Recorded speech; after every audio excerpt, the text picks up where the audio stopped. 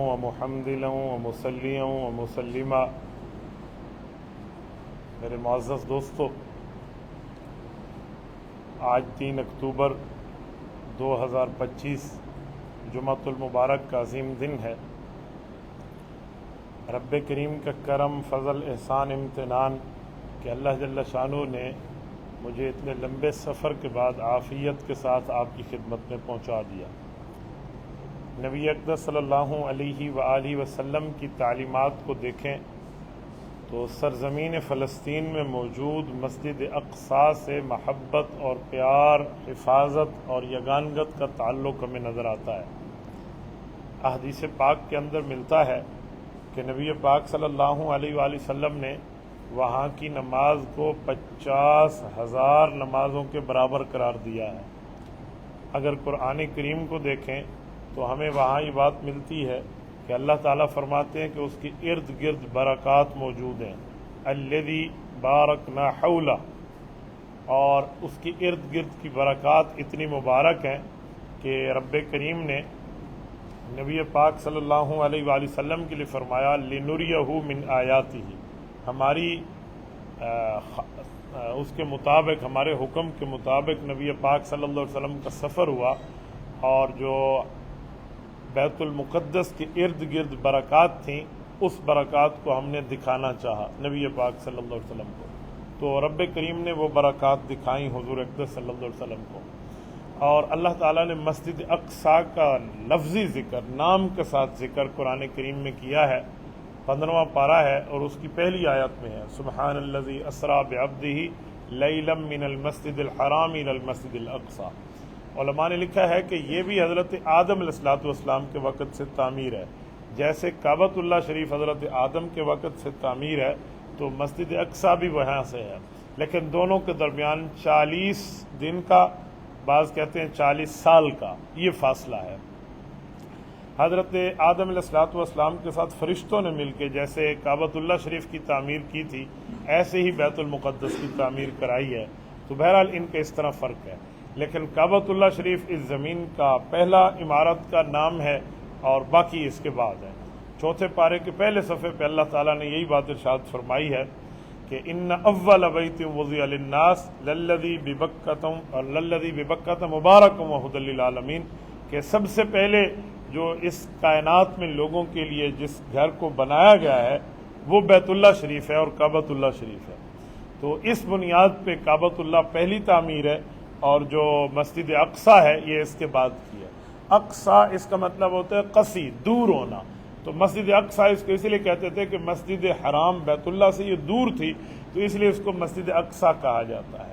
بہرحال اس کی برکات ہیں، یہ وہ جگہ ہے، بلکہ یہ وہ مقدس اور معمر جگہ ہے جس نے کوئی 70,000 سے زائد انبیاء کرام کی تاریخ ہمارے اندر سموئی ہوئی ہے، اور ایک ایسی عبادت جو اس عبادت سے پہلے کائنات میں نہ ہوئی ہے اور نہ اس عبادت کے بعد دوبارہ ہوگی، وہ افضل عبادت 2 دفعہ اس بیت المقدس میں ہوئی ہے۔ وہ عبادت کیا ہے کہ امام بھی نبی ہو نماز کے اندر، مقتدی بھی نبی ہو۔ جہاں انبیاء کرام کی جماعت چل رہی ہو نماز کی، تو یہ منظر صرف بیت المقدس میں ہے، مسجد اقصیٰ میں ہے، فلسطین میں ہے، اس کے علاوہ اس شرف کو دنیا کی کسی زمین نے اپنے سامنے نہیں دیکھا۔ نبی پاک صلی اللہ علیہ وسلم نے یہ نماز پڑھائی ہے۔ آپ کے ذہن میں سوال آئے گا کہ 2 مرتبہ نماز کا کیا مطلب؟ عام طور پہ لوگوں نے 1 مرتبہ کا حوالہ سنا ہوتا ہے، 2 مرتبہ کا پتہ نہیں ہوتا۔ ملا علی قاری رحمۃ اللہ علیہ نے مرقات شرح مشکات کے اندر اس بات کو درج فرمایا ہے۔ وہ ارشاد فرماتے ہیں کہ نبی علیہ السلام نے انبیاء کی جو جماعت کرائی ہے یہ پہلی مرتبہ بیت المقدس میں ہوئی جب حضور آسمان پہ جا رہے تھے، اور دوسری مرتبہ بھی بیت المقدس میں نماز ہوئی جب حضور آسمان سے واپس آ رہے تھے۔ کہتے ہیں جب پہلی مرتبہ جا رہے تھے تو یہ اس وقت نفلی طور پہ، خصوصی طور پہ ایک اجتماع تھا، اس وقت تک نماز کا حکم بطور فرض کسی نماز کا یہ اللہ جل شانہ کی طرف سے نہیں آیا تھا، لیکن جب حضور پاک عرش پہ گئے تو پھر نماز کا تحفہ ملا، معراج میں واپس آئے ہیں تو یہ نماز جو ادا کی ہے وہ شکریہ کی نماز ادا کی ہے جس میں انبیاء کرام الوداع ہوئے ہیں۔ بہرحال یہ 2 نمازیں ہیں اور دونوں کا ذکر مولا علی قاری رحمۃ اللہ علیہ نے مشکات شریف کی شرح مرقات کے اندر لکھا ہے، پہلی کو صلاۃ تحیہ فرمایا ہے اور دوسری کو صلاۃ الوداعیہ فرمایا ہے۔ تو بہرحال یہ دو نمازیں یہ بھی بیت المقدس میں ادا ہوئی ہیں، اور اس سے افضل نماز اس دھرتی پہ نہیں پڑھی گئی۔ امام بھی اللہ کا نمائندہ نبی ہو اور مقتدی بھی اللہ کے نمائندے نبی ہوں تو یہ بہت بڑا اجر ہے اور بہت بڑا مقام اور مرتبہ ہے۔ بیت المقدس کے ساتھ کئی مسلمانوں کی یادداشتیں، کئی یادگاریں، کئی جذبات، کئی عبادات یہ متعلق ہیں، پر افسوس کے ساتھ کہ بیت المقدس کئی مرتبہ کفار کے ہاتھوں آیا ہے۔ حضرت عمر رضی اللہ تعالیٰ عنہ کے دور میں بیت المقدس آزاد ہوا ہے، اس لیے حضرت عمر کو فاتح قبلتین کہتے ہیں کہ دو قبلوں کے فاتح ہیں۔ ایک قبلہ وہ ہے جو حضرت عمر رضی اللہ تعالیٰ عنہ نے بیت اللہ کو آزاد کرایا تھا کہ جب بیت اللہ میں نماز کی عبادت کی اجازت نہیں تھی تو نبی علیہ الصلوۃ والسلام کو لے کر، صحابہ کو لے کر یہی آئے تھے اور کافروں کو کہا تھا کہ اگر تم نے بیویوں کو بیوہ کرانا ہے یا بچوں کو یتیم کرانا ہے تو پھر تم عمر کا راستہ روک لو۔ تو بیت اللہ بھی حضرت عمر کی وجہ سے فتح ہوا، اور بیت المقدس پھر حضرت عمر کے دور خلافت میں جا کے فتح ہوا تھا۔ ایک بندے کا خون نہیں بہا تھا، حضرت عمر گئے تھے اور حضرت عمر کے جسم کے اوپر جو نشانیاں تھیں نا، تو تورات انجیل کی صفحات کھول کے یہودیوں کے پریسٹ اور عیسائیوں کے پریسٹ اور ربیوں نے باقاعدہ کتابیں کھولی نا اور دیکھی اور کہا کہ ہماری کتابوں میں تو یہی نشانی لکھی ہے، اس شخص کے اوپر تو ہماری کتابیں متفق ہیں، تو انہوں نے چابیاں حضرت عمر کے حوالے کر دی تھی۔ تو یہ بیت المقدس پھر اس کے بعد دوبارہ گیا تو پھر سلطان سے کر دیا ہے۔ یوں ملک نہیں بنا کرتے، کسی جگہ بندہ کالونی بنائے اور کسی جگہ جا کے بندہ بیٹھ جائے اور وہاں پہ جا کے یہ کہہ دے کہ جی فلاں ہو گیا فلاں ہو گیا اور یہ ہمارے ملک ہے اور ہم اس کے مالک ہیں، انتہائی غلط بات ہے۔ تو یہ اس وقت سے ہمارا معاملہ چل رہا ہے، پہ حملہ کر کے ان کو پکڑا اور ان کے اوپر ظلم و تشدد کیا، ان کو گرفتار کیا، گرفتار ان کی نہیں بنتی۔ میں کل ایک دو لبرلز کی باتیں دیکھ رہا تھا، وہ کہہ رہے تھے کسی ملک میں جاؤ گے تو آپ کو پکڑیں گے نہیں۔ ان ظالموں کو اتنا بھی نہیں پتا کہ یہ عالمی پانیوں میں تھے، یہ کسی ملک کا پانی نہیں ہے۔ عالمی پانی کا حدود اپنا ہوتا ہے اور کسی ملک کے پانی کی حدود اپنا ہوتا ہے۔ ہمارا جو سمندر ہمیں لگ رہا ہے یہ سارا ہمارا نہیں ہے، کراچی میں گوادر میں لگ رہا ہے سارا، جیسے مسجد کے مولویوں کے لیے رکھ لیں، جن کے پاس طاقت ہوتی ہے وہ مذمت نہیں کرتے، وہ مرمت کرتے ہیں۔ تو ایک تو یہ بات کرنی تھی، اور دوسری آپ کی خدمت میں نے ایک بات کرنی ہے، وہ یہ ہے کہ اس وقت پاکستان میں بھی ایک بات چل رہی ہے اور باہر ممالک میں بھی کہ جی دو ریاستی حل مان لیا جائے۔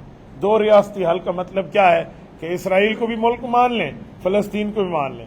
بھئی پہلی بات یہ ہے کہ آپ اسرائیل کو ملک کس بنیاد پہ مانیں گے؟ ملک تو تب بنتا ہے جب بندے کا معاملہ اپنا موجود ہو۔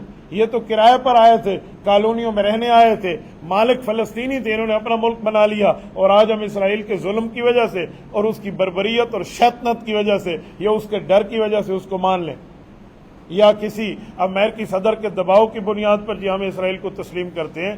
ایسا فیصلہ کم از کم ملک پاکستان نہ کرے، یہ ہمیں نہیں کرنا چاہیے، کیونکہ فلسطینیوں کے رائے عامہ کے بغیر کوئی فیصلہ کرنا یہ امت مسلمہ کے لیے خطرناک ثابت ہوگا۔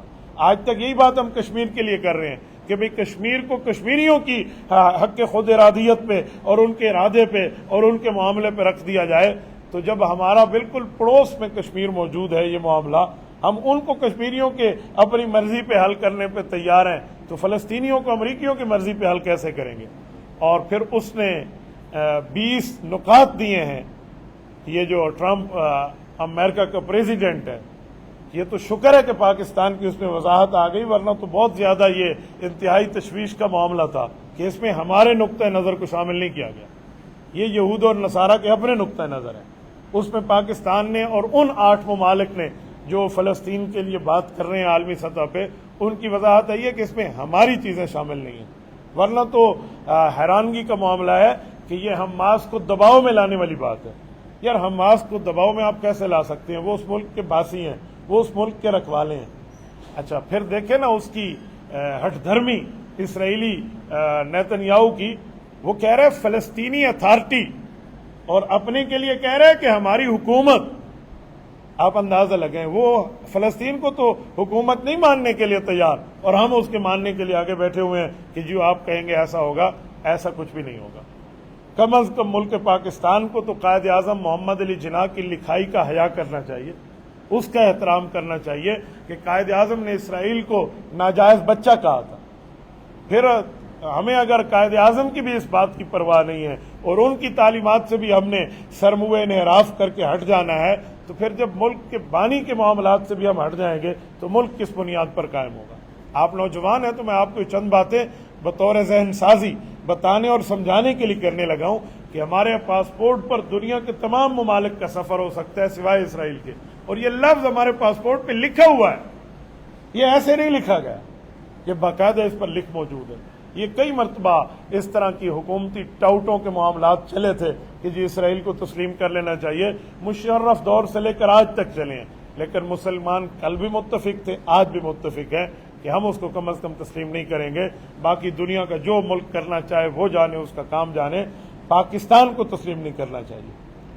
دو ریاستیں ہیں جو اپنے مذہب کی بنیاد پہ دنیا میں قائم ہوئی ہیں، یا پاکستان ہے اور یا اسرائیل ہے۔ پاکستان اسلام کے نام پہ قائم ہوا ہے اور وہ یہودیت کے نام پہ قائم ہوا ہے، اور ان کا اگر آپ پرچم دیکھیں نا اسرائیل کا، تو صرف اس حد تک نہیں بڑھے گا وہ کہ جی مجھے مان لے، میں فلسطینیوں کو مان لوں بس بات ٹھیک ہو جائے گی، نہیں، ان کے ارادے اس سے آگے کے ہیں۔ ہر ملک کا جو پرچم ہوتا ہے نا، اس میں اس کے علاقائی اشارات موجود ہوتے ہیں۔ ہمارے ملک کے پرچم میں یہ جو دو رنگ ہیں، سفید اور سبز، اس کی باقاعدہ وجہ ہے کہ سفید نمائندگی کر رہا ہے مائنارٹیز کی، اور سبز جو ہے یہ نمائندگی کر رہا ہے میجارٹی کی، مسلمانوں کی۔ پوری ترتیبیں ہوتی ہیں، ایک ایک چیز سمجھائی جاتی ہے۔ تو اسرائیل کے جھنڈے میں سفید ہے، درمیان میں تارا ہے جس کا مطلب حکمرانی ہے، اور ارد گرد دو پٹیاں ہیں، ان دو پٹیوں سے مراد دو دریا ہیں، ایک دریائے نیل ہے، ایک دریائے دجلہ ہے۔ دریائے نیل مصر میں بہتا ہے، دریائے دجلہ عراق میں بہتا ہے۔ وہ یہ کہنا چاہتا ہے کہ مسلمانوں کے نبی نے اور ان کے صحابہ نے ہمیں ان جگہ سے نکالا تھا، ہم ان تمام جگہوں کو واپس لیں گے۔ وہ یہ بتانا چاہتا ہے ہمارے نبی پاک صلی اللہ علیہ وسلم نے جو آخری وصیت دنیا سے جانے پہ فرمائی تھی، جو 5 نصیحتیں ہیں، ان میں یہودیوں کے لیے جو ہمیں فرمایا تھا وہ یہی تھا کہ اخرج الیہود من جزیرۃ العرب، فرمایا جزیرہ عرب سے یہودیوں کو نکال باہر کر دیا جائے۔ نبی پاک علیہ السلام نے مدینہ سے نکالا، پھر اس کے بعد خیبر سے نکالا، بنو قینقاع کو نکالا، بنو قریظہ کو نکالا، یہ سارے نکلے۔ حضرت عمر رضی اللہ تعالیٰ کے دور میں جزیرہ عرب سے یہودیوں کو باہر کر دیا گیا، اور جو ہے نا کیا کہتے ہیں بیت المقدس کے معاملات صاف کر دیے گئے۔ آپ تشریف رکھیں، بس بیٹھے، چھوڑ دیں، سارے معاملات صاف کیے گئے۔ کیوں؟ حضور پاک صلی اللہ علیہ وسلم کی نصیحت تھی، حضور پاک صلی اللہ علیہ وسلم کی وصیت ہے۔ تو آج ہم اسرائیل کو یہی فلسطین کی زمین دے دیں تو جو نبی پاک صلی اللہ علیہ وسلم کی ہمیں نصیحت ہے کہ جی یہودیوں کو نکال باہر کر دو، اس کی تو سراسر مخالفت ہوگی۔ ہم نے تو یہودیوں کا حق مان لیا۔ یہ صرف قائد اعظم محمد علی جناح کی لکھائی سے سرموئے انحراف نہیں ہوگا، یہ نبی پاک صلی اللہ علیہ وسلم کی تعلیمات جو ایز اے مسلم ہم سب فالو کرتے ہیں، آپ کی اور ہماری اسلامی، ایمانی، قرآنی، دینی، مذہبی غیرت کی بات ہے، اس سب پہ چھرا چلانے کے مترادف ہوگا۔ کیوں؟ جو نبی پاک صلی اللہ علیہ وآلہ وسلم نے ہمیں بتایا ہے، ہم اس سے ہٹ کے کوئی معاملہ چلا رہے ہیں، ایسا نہیں ہونا چاہیے۔ میرے دوستو توجہ سے سنیے، یہ میں اس لیے آپ کی خدمت میں کہہ رہا ہوں کہ یہی بات آگے پھیلانی چاہیے، بتانی، سنانی، سمجھانی چاہیے کہ جی ایسا کچھ بھی نہیں ہے۔ باقی کسی کی طاقت سے ڈر جانا کہ جی یوں کر رہا ہے وہ کر رہا ہے، ایسے نہیں ہے۔ رب کریم نے الحمدللہ ثم الحمدللہ اہل اسلام کو جو جذبہ شہادت دیا ہے نا، یہی وجہ ہے کہ کافر مسلمان سے ڈرتا ہے، کیونکہ کافر موت سے ڈرتا ہے، مسلمان موت سے نہیں ڈرتا، اسی لیے کافر مسلمان سے ڈرتا ہے۔ موت کے معاملے کی بات نہیں ہوتی۔ آپ دیکھیں یہودیوں اور مسلمانوں کا فرق، ایران کے میزائل گئے، اگرچہ ہم اس کو ہومیوپیتھک میزائل کہہ دیں، لیکن گئے تو صحیح نہیں اسرائیل، ان کے ایئرپورٹوں کے اوپر رش لگ گیا، جہاز کم پڑ گئے بھاگنے والوں کے لیے۔ اور غزہ کے مسلمانوں کو دیکھیں، اتنے ظلم و تشدد سہنے کے بعد وہ غزہ کی زمین چھوڑنے پہ تیار نہیں ہے۔ یہی ہوتا ہے فرق مالک کا اور غدار کا۔ ایک بچے کے لیے ایک عورت نے دعویٰ کیا یہ میرا ہے، ہسپتال میں پیدا ہوا تھا، ماں بے ہوش تھی، جب ماں کو ہوش آیا تو دوسری عورت سنبھال چکی تھی، ہسپتال میں معاملہ لے جایا گیا، ہسپتال سے نکل کے عدالت تک پہنچا، ماں نے کہا یہ میرا ہے، دوسری خاتون کہتی تھی میرا بچہ۔ جج کے سامنے جب یہ بات آئی تو جج نے چیک کرنے کے لیے کہا کہ ٹھیک ہے آپ 2 عورتیں ہیں، اس زمانے میں ڈی این اے تو نہیں تھا، کہا میں چھری سے اس بچے کو 2 حصے کر دیتا ہوں، ایک حصہ تم لے جاؤ ایک تم لے جاؤ. تو جو اس کی اصلی ماں نہیں تھی اس نے کہا ٹھیک ہے, اور جو اصلی ماں تھی اس نے کہا میں اپنا دعویٰ واپس لیتی ہوں, میں واپس لیتی ہوں, اسی کو دے دو, میرا بچہ بچ جائے. یہ یہودیوں میں اور غزہ کے مسلمانوں میں آج بھی فرق ہے. وہ چھوڑنے پہ تیار ہو گئے, اپنے ملک میں ایئرپورٹ سے بھاگنے پہ تیار ہو گئے. اور اہل اسلام کو رب کریم نے کتنی جرت استقامت عطا فرمائی ہے. تو ہم لوگ ایٹمی قوت ہیں, ہم پاکستان کے لوگ, ہمیں حصہ بقدر جثہ دیکھنا چاہیے. اللہ کا کرم, اللہ تعالیٰ نے اسرائیل پر جو روب ڈالا ہے ہمارا سعودیہ کے ساتھ دفاعی معاہدہ ہونے کے بعد, تو بالکل ہم اسرائیل کی گردن پہ پہنچ گئے. آپ نے شاید وہ الوج کے سرحد نہ دیکھی ہو سعودیہ کی سٹی کی, میں نے دیکھی ہے. سامنے اسرائیل کی لائٹیں رات کو نظر آ رہی ہوتی ہیں, درمیان میں صرف 10 کلومیٹر کا سمندر ہے. تو پاکستان الحمدللہ وہاں تک پہنچ چکا ہے. ایسے نیتنیاہو بھاگ کے امریکی صدر کی منتیں نہیں کر رہا کہ جی ہمارا جو ہے نا کیا کہتے ہیں معاملہ کرا لیے. ایک چوری اور دوسرا سینہ زوری. الٹا یہ ہماری سرزمین پر, اسلام کی سرزمین پہ قبضہ بھی کریں اور ہمیں کہ معاہدہ مانو, حماس کو منواؤ ورنہ یوں کر دوں گا. کیا کر لیں گے یہ تو آتے ہی ٹرمپ نے کہا تھا کہ 4 دن کی مہلت ہے, حماس یہ جگہ چھوڑ دے ورنہ میں غزہ کو جہنم بنا دوں گا. کہاں گئی تمہاری باتیں؟ آج منتیں ترلوں پہ آ گئے ہو. یاد رکھیں جہاد فی سبیل اللہ میں رب نے برکت رکھی ہے. اگر جہاد سے منہ پھیرا جائے گا پھر ذلت مقدر ہو جائے گی. اذا ترکتم الجہاد فسلط اللہ علیکم الذلہ, یہ حدیث پاک میں جو قوم جہاد چھوڑ دیتی ہے اللہ اسے ذلیل کر دیتے ہیں. اسلام میں جہاد کے اندر عزت ہے. آج یہ بات کر کے جو اسرائیل وہاں شہریوں کو بھوکھا رکھے گا, مارے گا, لہذا اس کو مان لیا جائے, کل دوبارہ چڑھائے, وہ کہ مسجد اقصی مجھے دے دے, مان لیا جائے پھر. اور ہمارے حکمران پتہ نہیں ٹرمپ کی کس بنیاد پر تائید کر رہے ہیں. نیتنیاہو مجرم ہے تو ٹرمپ اس کو اسلحہ فراہم کر رہا ہے, وہ مجرم نہیں ہے. اسرائیلی مجرم ہے تو ٹرمپ کوئی چودھری بنا ہوا ہے کہ اس کی بات کو مان لیا جائے. یہ تو ہاری ہوئی قوم ہے. افغانستان کے مسلمان شہزادوں سے یہ ہار کے گئے ہیں. جو وہ اپنے آپ کو سپر پاور کیسے کہہ سکتے ہیں جو ہاری اور شکست خوردہ فوج ہو. تو شکست خوردوں سے بیٹھ کر ہم لوگ اپنے آپ کا سر نیچا کریں. یہ ان کی پھرتیاں صرف اس وجہ سے ہیں کہ عرب حکمرانوں نے اب امریکہ پہ اوپر اعتماد کرنا چھوڑ دیا. انہوں نے پاکستان سے معاہدہ کیا. یہ نیٹو سطح کا اگر اسلامی ممالک کا معاہدہ ہوتا ہے تو کافر دوسرے دن تمہارے قدموں میں بیٹھ گئے. ایسا نہیں ہے. اس لیے مسلمانوں کو اپنی طاقت دیکھنی چاہیے. اور آپ جتنے حضرات بیٹھے ہیں اس آواز کو بلند کریں کہ فلوٹیلا کے بندوں کے لیے بھی ہماری حکومت باقاعدہ اقدامات کرے اور اسرائیل کو تسلیم نہیں کیا جائے. آپ اتفاق کرتے ہیں؟ جتنے حضرات بیٹھے کرتے ہیں, جزاک اللہ.